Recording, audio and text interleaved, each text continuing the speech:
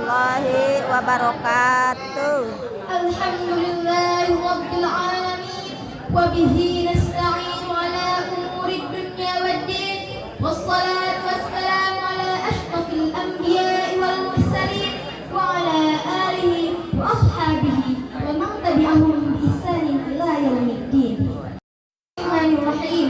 Yarfa'illahu alladhina amanu minkum walladhina utul ilma darajat. Amma ba'du. Yang terhormat, saya hormati Bapak Ibu Dewan Guru yang saya dan teman-teman seperjuangan yang saya banggakan, memberikan petunjuk kepada kita menuju ke agama syariatnya, memberikan kebahagiaan kepada kita untuk mengikuti Rasulnya yang paling mulia. Salawat beserta salam semoga tetap terlimpahkan kepada kita Allah, yakni Habibana wa Nabiyana Kanjeng Nabi Muhammad sallallahu alaihi wasallam, tauba kepada para keluarganya, para sahabatnya, dan kita selaku umatnya. Hadirin rahimakumullah, dalam kesempatan ini saya Asmi Wulandari Setiawan dari MTSN 5 Ciamis izinkan saya menyampaikan sebuah pidato dengan tema Momentum Sejarah sebagai tolak ukur generasi yang berkualitas. Seolah kita ditarik ke masa lalu, namun sejarah bukanlah masa lalu belaka. Banyak momentum dalam sejarah yang menjadi sebab kemajuan bahkan kehancuran di masa sekarang dan masa yang akan datang. Selain itu, dalam sejarah banyak sekali momentum yang sangat berharga sehingga bisa dijadikan cerminan kehidupan kita di masa kini dan masa depan. Kita bukanlah pembuat sejarah, tetapi kita dibuat oleh sejarah. Pernyataan ini tidaklah salah, karena bagaimana kondisi bangsa dan agama saat ini merupakan bagian dari masa sejarah yang pernah berlalu. Pernyataan berspesies lebih. Jangan pernah ragu bahwa kamu dapat mengubah sejarah. Ya, tentunya kita sebagai generasi muda, kita harus termotivasi untuk mengukir sejarah yang inspiratif. Hadirin rahimakumullah, ingatkah dengan perkataan dari The Founding Father of Indonesia, Bapak Insinyur Soekarno? Beliau pernah berkata dengan menjadi, beri aku 10 pemuda, maka akan kuguncangkan dunia. Pernyataan ini menegaskan betapa pentingnya para pemuda dalam kehidupan bangsa dan negara.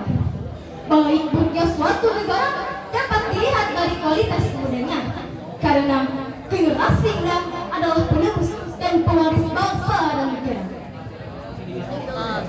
Generasi muda harus memiliki karakter yang kuat untuk membangun bangsa dan negara, memiliki kepribadian yang tinggi, semangat nasionalisme, berjiwa saing, mampu memahami pengetahuan dan teknologi guna bersaing secara global. Pemuda juga perlu memperhatikan bahwa mereka mempunyai fungsi sebagai agent of change, moral force, dan social control, sehingga fungsi tersebut dapat berguna bagi masyarakat. Para hadirin yang dirahmati Allah, mari kita menyelami ke sejarah masa lalu. Dalam sejarah pergerakan dan perjuangan bangsa Indonesia, pemuda selalu punya peran yang sangat penting di setiap peristiwa penting yang terjadi. Ketika memperebutkan kemerdekaan dari penjajah Belanda dan Jepang kala itu, pemuda menjadi tulang punggung bagi setiap pergerakan perubahan ketika masa tersebut tidak sesuai dengan keinginan rakyat. Pemuda juga akan selalu menjadi people make story atau orang yang membuat sejarah di setiap waktunya. Pemuda juga mempunyai posisi strategis dan istimewa. Begitupun dalam sejarah Islam. Islam pernah menjadi pusat perhatian dunia, tepatnya pada masa dinasti Abbasiyah. Dalam sejarah, masa ini disebut the Golden Age of Islam atau masa keemasan Islam. Di sini lahirlah tokoh-tokoh ilmuwan Islam, di antaranya Ibnu Sina, ahli kedokteran, bahkan memiliki karya buku kesehatan yang berjudul Konfliktif. Al-Khwarizmi, seorang pengembang aljabar dan algoritma matematika. Al-Batani, seorang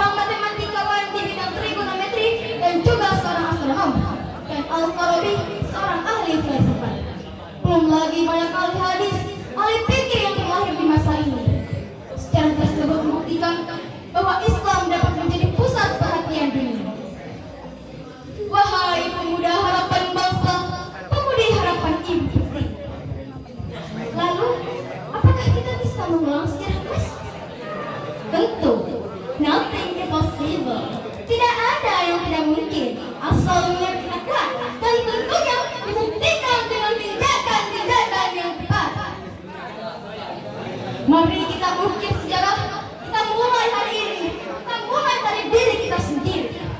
Ada 3 hal yang bisa kita lakukan untuk mengukir sejarah. Yang pertama, meningkatkan kualitas iman. Semakin tinggi kualitas iman seseorang, semakin tinggi pula kualitas dirinya. Bukan hanya di depan Tuhan, tapi juga di depan manusia. Yang kedua, perluas ilmu. Allah Subhanahu wa taala berfirman dalam surat Al-Anbiya dalam ayat 11. A'udzu billahi minasy syaithanir rajim.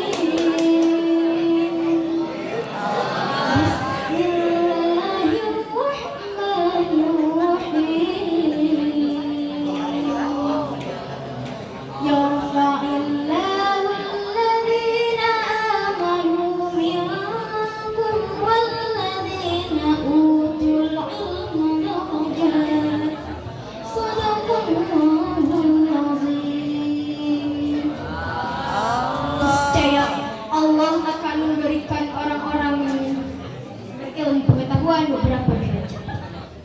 Rasulullah Shallallahu Alaihi Wasallam bersabda, "Man arada dunya fa'alaihi bil ilmi, wa man arada al-akhirah fa'alaihi bil ilmi, wa man aradahuma fa'alaihi bil ilmi." Barang siapa yang menginginkan dunia, maka hendaklah kuasai ilmu. Barang siapa yang menginginkan akhirat, maka hendaklah kuasai ilmu. Dan barang siapa yang menginginkan keduanya, maka hendaklah kuasai ilmu. Penonton, tidak saya bernyanyi. Boleh. Barisan harta akan sirna, barisan harta akan binasa jika ilmu tak bersamanya. Siapa ingin dunia, maka dengan ilmu akhirat tercapai juga dengan ilmu. Manusia akan mulia dengan ilmu, hiasilah dirimu dengan ilmu. Yang ketiga, menjaga adab dan hiasilah diri dengan akhlak yang mulia. Rasulullah Shallallahu Alaihi Wasallam bersabda, "Innama bu'ithu litammima makarimal akhlak." Sesungguhnya aku diutus ke dunia untuk menyempurnakan akhlak yang mulia. Setinggi apapun ilmu seorang, jika tidak diimbangi dengan adab dan akhlak yang mulia, maka ilmu itu akan menjadi sia-sia. Hadirin yang dirahmati Allah, mari kita mengingat perkataan Imam Syafi'i. Banyak orang yang sudah meninggal, tapi nama baik mereka tak kekal. Dan banyak orang yang masih hidup, tapi seakan mereka orang mati yang tak berguna. Maka dari itu, bermanfaatlah untuk bangsa, untuk umat. Ukirlah sejarah, kalau kita nggak raga dan banyak, tetapi nama kita dikenal sepanjang masa. Hadirin rahimahullah, demikian yang dapat saya sampaikan. Mohon maaf atas segala kesalahan serta kekurangan. Wabillahi taufiq.